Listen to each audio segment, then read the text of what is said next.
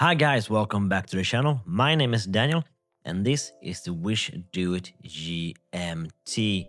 Now this watch was sent to me by WishDoit and I did get to keep it and I've been wearing it quite a bit and I've enjoyed wearing it. But this is an interesting watch because this is kind of a tale of two. I'll get more into that after we go through the specs and specifications. So according to the AliExpress site, it's a 40mm watch. I measure it at about 38.5mm in the case and about 39.5mm bezel. So the bezel protrudes about a millimeter.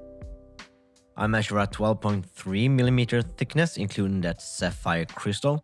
No idea if there's any AR coating. 47mm is the lug to lug, and it's powered by a NH34 Seiko GMT movement. We also have a bit of Lume of an unknown variety, so let's jump into that Lume shot. And here we go, Lume shot. What can I say? For the price, this I think is now 1600 Swedish crowns, about 150 bucks. The Lume is spectacular. Look at that Lume bezel. And the Lume is really blue. And I wonder what Lume they have used. It's really cool. Blue, like an ice blue almost. And look, everything is even. And look how great that bezel glows. Spectacular Lume for the money. Awesome work. WishDoit. Now, like I said, I don't know if there's any AR coating. I don't think so because, well, there you can see me. It's quite a bit of reflection. I do think it's a sapphire insert. I'm not entirely sure. The bezel action is actually really good. And the overall aesthetics are top nice if you ask me. I don't think this is an homage of any watch that I've seen. The handset is a bit Christopher Wardy. The color scheme isn't unique but really nice. The brushing is actually pretty decent on this watch. I think the vertical brushing on the sides, we have a pretty nice, fairly sharp for the price. This was 150 bucks roughly. For the chamfered edges, well, pretty good or a really good case profile with those sweeping down lugs. We have some etching. GMT, I guess, a map of the world on the back side. We have, I guess it's an applied logo. Really nice, hard to see in some lights. Applied indices, data at the 3 o'clock. Nice with a pop of color of that GMT hand. Sign crown, screw down, with giving it that water resistance. The winding action, well, it's a Seiko movement. The winding is actually really good. And the bite back is very good for the price. But I'll get back to a crown shortly. We have a stainless steel solder links bracelet. Starting at 20mm with quite a bit of taper. It wears fairly nice push pins with high polish on the sides. Good articulation on that bracelet. The links aren't super tightly fitted, as you can see, like I said on the other WishDoit watch I did. It's the same bracelet, guys. It's the same bracelet. I'll get back to that bracelet soon. Nice with the loomed ring, loomed bezel and so on. All in all the details on the watch head is actually really nicely finished. Maybe they could have framed the date a bit nicer, but hey, I've seen watches 4 times as expensive not framing it as well. So I'm happy with that. The printing on that bezel is really good, especially for the price.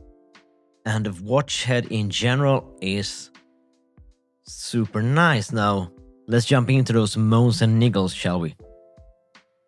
The crown is too small. It's not very grippy and it's too small. But that's... if you don't operate it every day, no issue, you can still grip it and stuff, but it's a bit too small. The main moan is that bracelet. That's why I meant it's a tale of two with this watch, because The watch head is really nicely finished, nice detailing, everything a bit haziness on crystal, but it's a cheap watch. Cheaper sapphires are often a bit hazy. It looks worse on camera than in real life. The watch head itself, the grippiness of that protruding bezel, everything is super nice. That bracelet needs to be changed. WishDoit, please change the bracelet. The fit isn't spot on.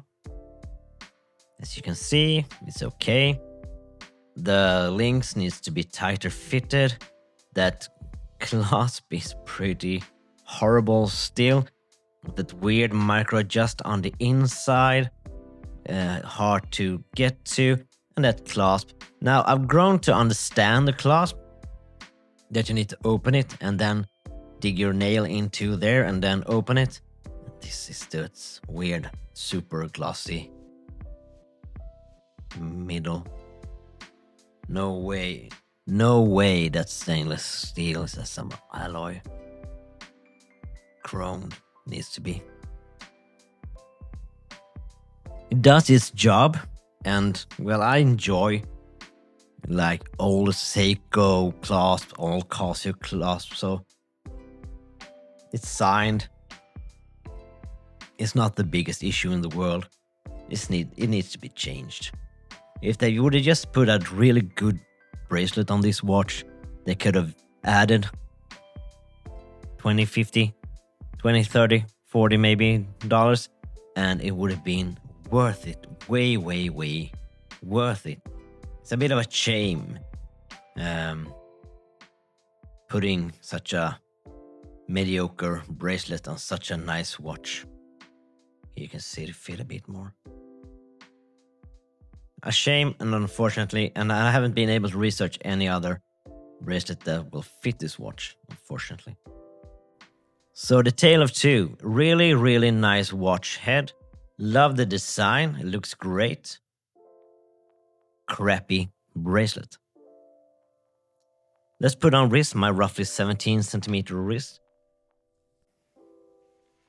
And this is how it wears for me. Now, with that nice curvature on that case, had they just put some female end links on that watch, it would have hugged the wrist really nicely. Now it kind of sticks out, slightly weird. I guess it's good for those of you who have bigger wrist. Decent taper, making it pretty comfortable on wrist. And it's a nice wearing experience. It feels well made. But as you can see, those end links makes it sit a bit weird, at least on my quite narrow wrists. Have I enjoyed wearing this watch? Yes, I have. Could have made a decent watch really good with some slight modifications to that bracelet? Yes, they can. So for the next iteration, WishDoit, if you're watching this, please make a new bracelet with some micro adjust, and you will have a killer watch. And this is it for this time, guys. Until next time, take care, stay safe, and bye bye.